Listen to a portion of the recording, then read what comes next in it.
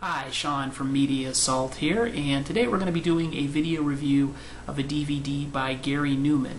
And interestingly enough, the name of the DVD is Gary Numan.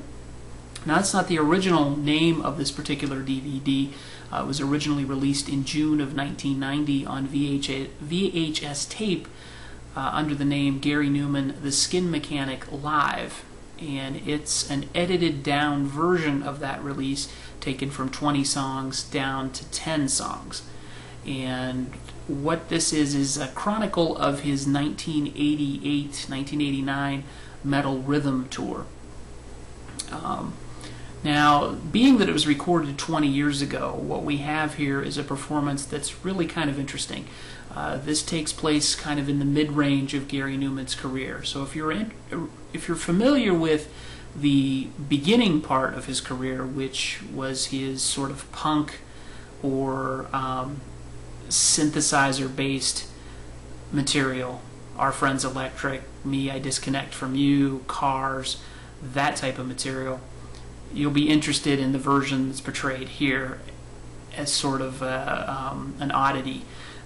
Instead of standing in one place and sort of looking about and looking menacing like some sort of cold robot, the Numan that we see here is very prancy, very posing, sort of preening around.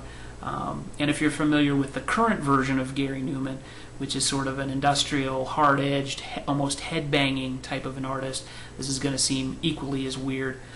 But that's what we have here. We have this middle-of-the-road, middle of his career version of Gary Numan. And the reason that is because back in the mid-'80s to late '80s and into the early '90s, his career was starting to fall off. Now, in the United States, most people know Gary Numan just from his supposedly one-hit wonder Cars. But in England, he was actually releasing singles prior to that, many of which went to #1, and after that still had many top 10, top 20, top 40 type singles. Those were becoming less and less as time crept into the latter part of the 1980s and into the early 90s. So what we have here is Gary basically trying to reinvent himself as trying to be something more palatable to the audiences of the bands that he helped influence, say like Duran Duran. So the performance is a lot more showman-like, with Gary moving about the stage all over the place. I don't think he stands still for more than 4 or 5 seconds. The musicians are displaced to the back of the stage, almost in cage-like structures that are surrounded by neon. It's kind of interesting to see. The musicians that he has, it's too bad that they're sort of moved out of the spotlight, because he's got a really good band on this particular DVD. On drums, he's got Cedric Sharpley, and on keyboards, he has Christopher Payne. Those two are members of his band from his breakthrough The Pleasure Principle album, which is where Cars came from. He's also got Aid Orange on keyboards, Andy Coughlin on bass, and Russell Bell on guitars. And then he's got these two background singers, Diana Wood and Kathy Ogden, and their wailing background vocals are very typical of the type of music that Numan was making back then. Whether it was to accentuate his voice or to hide the fact that his unique vocal stylings weren't necessarily radio friendly for the mid-1980s, I'm not really sure, but they were a major part of his music back then. I'm not a big fan of the background vocal style arrangements that are on here, but the performances in and of themselves from the musicians, the drums, the bass, the guitars, the keyboards, are very good. If you could mute the background vocals, I would be very happy, but unfortunately you can't. The background singers are very easy on the eyes, but they're very hard on the ears most of the time. Case in point, the song I Can't Stop. I wish you could, because it's really annoying. as a record of this era of Gary Numan's career, this particular DVD is very interesting. It's probably an era that is forgotten by most people who would call themselves Gary Numan fans, probably for good reason, because of the sort of shrill background vocal arrangements and stylings and songs. But it's interesting to watch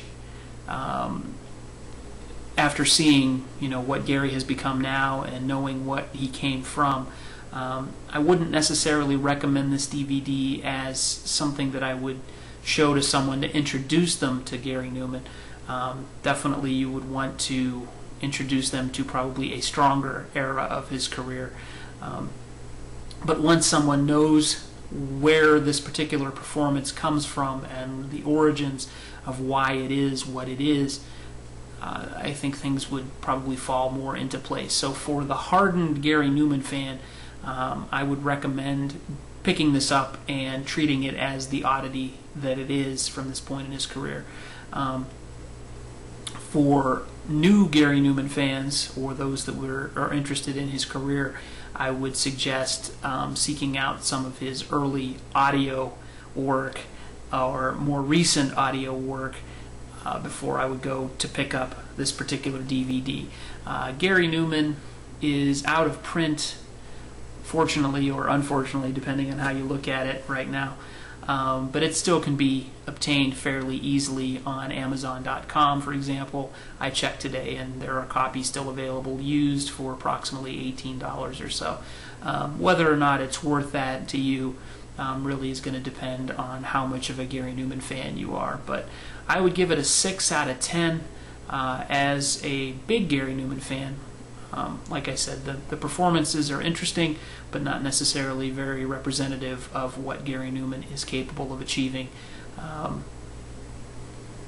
in a better state of mind, I guess you could say.